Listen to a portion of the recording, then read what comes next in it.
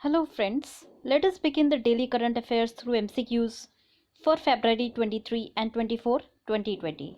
So let us see the first question for today. Question number 1. With reference to Financial Secrecy Index, consider the following statements. Statement number 1. The Financial Secrecy Index ranks countries or jurisdictions according to their secrecy and the scale of their offshore financial activities. Statement number 2 states it is published by Transparency International. So you have to tell which of the above statement is or are correct. Now if you will read this statement, this logically seems correct. So obviously this is correct. Now when you talk about the second statement, Transparency International, we know it publishes the Corruption Perception Index, but we have never heard that it publishes the Financial Secrecy Index. So statement 2 is wrong. The answer is 1 only. Now let us understand the Financial Secrecy Index. It ranks the jurisdictions according to their secrecy and the scale of their offshore financial activities. Now this index is published every 2 years. So it was published in 2018 and recently 2020 index has been published by this by Tax Justice Network. So Tax Justice Network is publishing this index since 2009. It is a politically neutral ranking and it is a tool for understanding the global financial secrecy, tax havens or secrecy jurisdictions, and illicit financial flows or capital flight. Now, in this year's index, Cayman Island ranked first. It moved 2 slot from 2018. In 2018, it ranked third, and this year it is ranking first. Whereas US remains on the second position. On the third position was Switzerland. Okay. Now, this Financial Secrecy Index examines how intensely the country's legal and financial systems allow the wealthy individuals and criminals to launder money. So this index is looking how people can launder money, or how easy is it for people to launder money from a particular country. Now some parameters that are used in this ranking are automatic exchange of information, then registration of beneficial ownership. India's ranking was 32 in 2018 and it has become 47 in 2020. However, there are certain on surface it feels as if India has managed to reduce its contribution to global financial secrecy, but in part this has also been the ranking has been reduced for India because of larger number of countries that have been surveyed this year. However, rank or absolute rank has also improved for India, so it means that India has become less India is less financially secret country. That means it is not very easy in India to launder money. However, even now India needs to do a lot in terms of financial secrecy and in terms of avoiding the laundering of money from country. Now see question number 2. With respect to G20, consider the following statements. Statement number 1. UAE is the first Arab country to hold the G20 presidency. Statement number 2. The 2020 G20 presidency will focus discussions, forums and working groups and ministerial meetings under the theme Realizing Opportunities of the 21st Century for All. So which of the above statements is or are correct? Now this statement is correct, but this is wrong because it is Saudi Arabia and not UAE. So the answer is 2 only.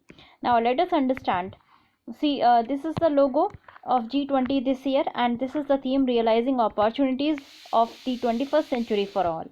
So recently the ministers and central bankers from the world's largest economies had participated in G20 meeting which was held in Riyadh, Saudi Arabia.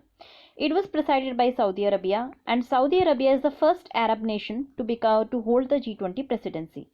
Now when we talk about 2020 G20 presidency, it will focus on discussions, forums and working groups and ministerial meetings under the theme Realizing Opportunities of the 21st Century for All. G20 basically is an informal group of 19 countries and EU with the representatives of IMF as well as World Bank. G20 membership consists of a mix of world's largest advanced and emerging economies. It represents 2/3 of the world's population, 85% of GDP of the world, 80% of the global investment and 75% of the global trade. G20 is a forum and it is not an organization, so it does not have a permanent secretariat or management or administrative structure or any headquarters. The members of G20 are Argentina, Australia, Brazil, Canada, China, France, Germany, India, Indonesia, Italy, Japan, Republic of Korea, Mexico, Russia, Saudi Arabia, South Africa, Turkey, UK, US, and EU.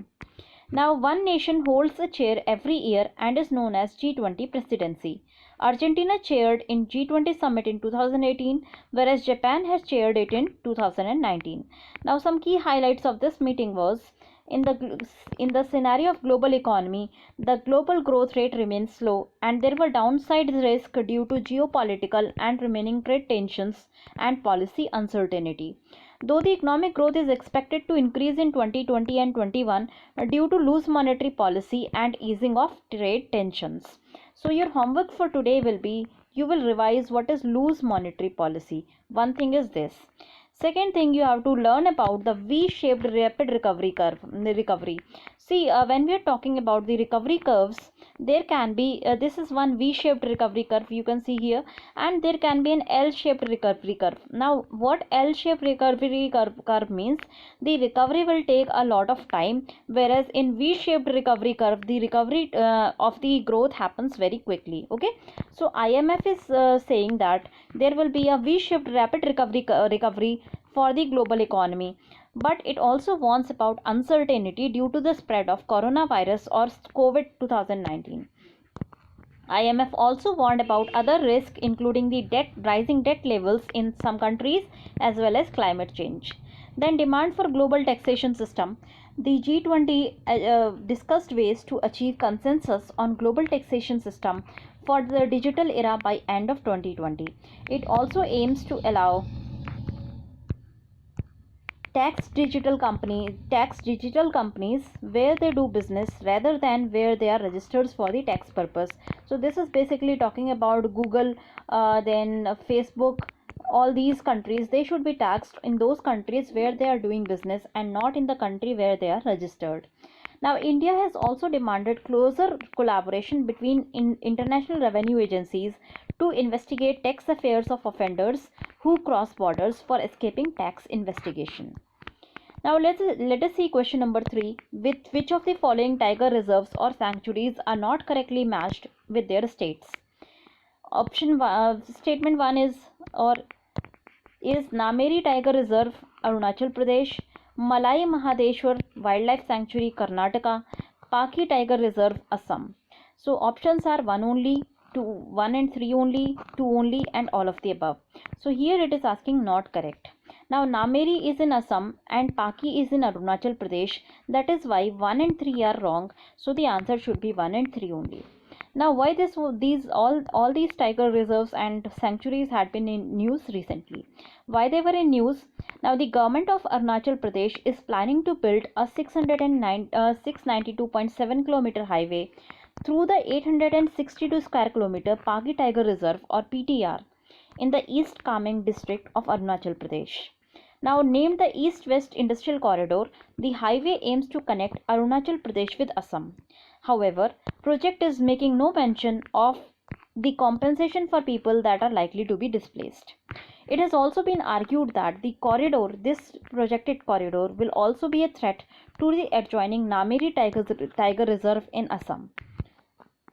Now, when we talk about Paki Tiger Reserve was declared in 1999-2000 and it lies in the foothills of eastern Himalayas in the East Kameng district of Arunachal Pradesh. It is also known as Pakhui Tiger Reserve. It lies within the Eastern Himalaya biodiversity hotspot.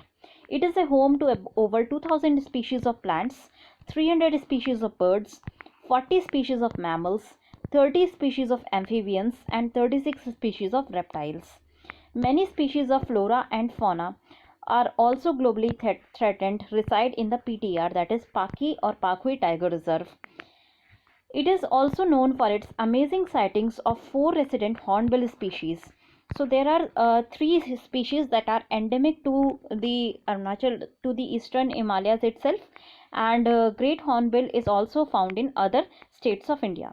Total 9 species of hornbills are found in India. Out of these, Rufous-billed hornbill, which is endemic to the northeastern Himalayas, is endangered species of hornbill. Okay. Now, hornbill is a state bird for Nagaland as well as for Kerala. Now, when we talk about Nameri Tiger Reserve is located in the foothills of eastern Himalayas in the Sonitpur district of state of Assam. It is on interstate border with Arunachal Pradesh. The Paki Tiger Reserve of the Arunachal Pradesh adjoins it, that means they are very close to each other, on its northeastern point. The river Jia Bareli flow with its tributaries Nameri, Upper Dekorai and Bor Dekorai flows through the reserve. Sometimes the river and the reserve has also come in the question in the real UPSC examination paper, and you have to match which of the river is flowing through which tiger reserve or which wildlife sanctuary. So please keep in mind, Jia Bareli flows through Nameri Tiger Reserve, and Nameri Tiger Reserve is in Assam, and it is adjoining Paki Tiger Reserve, which is in Arunachal Pradesh. Now, besides the tiger, in Nameri Tiger Reserve, sambar, barking deer, wild boar and bison are also found. Then Malai Mahadeshwar Wildlife Sanctuary, it will be declared as a tiger reserve very soon. Also, with this notification, if this is declared, then Karnataka will have 6 tiger reserves. So this will be the greatest tiger reserves for any state in India. Other tiger reserves in Karnataka are Nagarhole, Bhadra, Ansi Dhandeli, Bandipur and Bilgiri Ranganath Temple or BRT tiger reserves. Malai Mahadeshwar Wildlife Sanctuary is located in Chamarajnagar district of Karnataka. Now this district will have 3 tiger reserves if this is also declared as a tiger reserve. It already has Bandipur and BRT tiger reserve within its territorial limits. Now, Malai Mahadeshwar Wildlife Sanctuary is spread over 906.18 square kilometer, and it is contiguous to BRT Tiger Reserve, Satyamangalam Tiger Reserve and Kaveri Wildlife Sanctuary. The area was declared as a wildlife sanctuary in 2013. It consists of dry deciduous type of degrading to scrub forest in the fringe area, and it is interspersed with patches of moist deciduous, semi-evergreen, evergreen and shola forest occurring at various altitudes. So you have to also see what are shola forest. Animals that are found in this sanctuary are tiger, elephant, leopard, wild dog, bison, sambar, spotted deer, barking deer, sloth bear, wild boar, four-horned antelope, black-naped hare, common langur, bonnet macaque, honey badger, and varieties of reptiles, birds, etc. are also found in this wildlife sanctuary. Now, question number 4. With respect to Craspedopterus Greta Thunbergi, what is Craspedopterus Greta Thunbergi?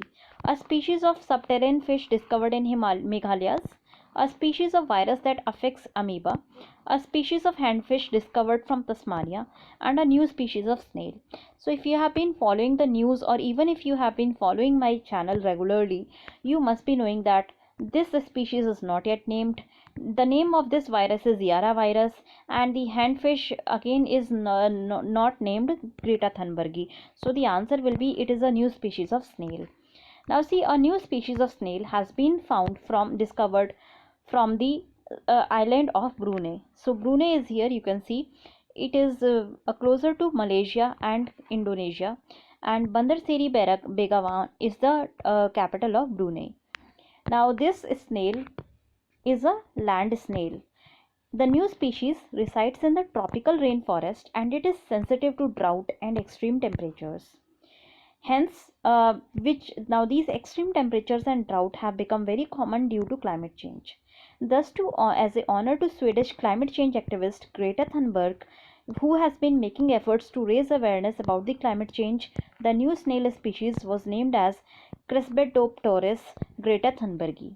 Recently, a tiny species of beetle was also named after her, which is called Neloptodos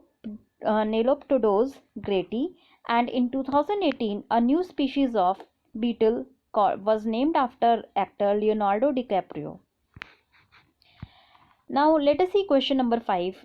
Economic Integration Roadmap (EIRM) aims to connect Option A, South African countries. Option B, India and Sri Lanka. Option C, East European countries. And option D, USA and Mexico. So this was the news today, and it is aimed to connect India and Sri Lanka. So economic integration roadmap has been proposed by Mr. Ranil Wickremesinghe uh, to recognize the economy and security potential of India and Sri Lanka. It is proposed to consist 5 southern states of India and Sri Lanka, that is Kerala, Tamil Nadu, Andhra Pradesh, Telangana, Karnataka and Sri Lanka. It aims to tap the total population of 300 million people and a combined GDP of over $500 billion. The EIRM will provide deeper integration between India and Sri Lanka and development of this entire sub-region. Now question number 6. With respect to Yakshagana, consider the following statements. Yakshagana is a traditional theatre form that combines dance, music, dialogue, costume, makeup and stage technique with unique style and form. Statement number 2. The Tenikittu style is prevalent in Uttar Kannada. So this is correct and this is wrong. So the answer is 1 only. Now, Yakshagana is a traditional theatre form that combines dance, music, dialogue, costume, makeup, and stage technique with unique style and form.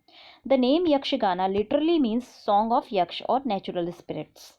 It developed in the Udupi region in the state of Karnataka, and it is popular in Karnataka, districts of Dakshin Kannada, Kasargod, Udupi, Uttar Kannada, and Shimoga districts. This folk art is believed to have originated somewhere between the 10th and 16th century. The Yakshagana is strongly influenced by the Vaishnava Bhakti movement. Its stories are mainly drawn from Mahabharata, Ramayana, Bhagavad, and other Hindu epics.